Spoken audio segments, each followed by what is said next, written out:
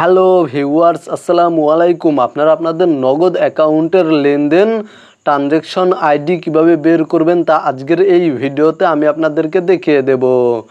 নগদ অ্যাকাউন্টের লেনদেনের ট্রানজ্যাকশন আইডি বের করার জন্য প্রথমেই আপনারা নগদ অ্যাপ্লিকেশনটি ওপেন করে নগদ অ্যাকাউন্টে চলে যাবেন এবং তারপরে এখানে নিচে দেখতে পাচ্ছেন লেনদেন নামে একটি অপশান রয়েছে, এই অপশানে ক্লিক করে দিবেন।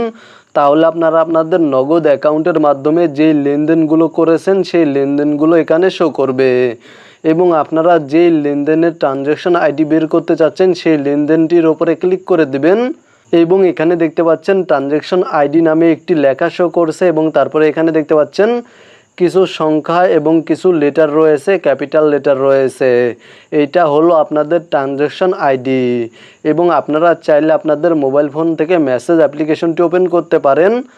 তাহলে আপনারা আপনাদের মোবাইল ফোনের মেসেজ অ্যাপ্লিকেশনে নগদ লেনদেনের মেসেজ পেয়ে যাবেন এবং এখানে দেখতে পাচ্ছেন TXN আইডি নামে একটি লেখা শো করছে এবং তারপরে এখানে দেখতে পাচ্ছেন কিছু সংখ্যা এবং কিছু ক্যাপিটাল লেটার রয়েছে। এটা হলো আপনাদের ট্রানজ্যাকশন আইডি।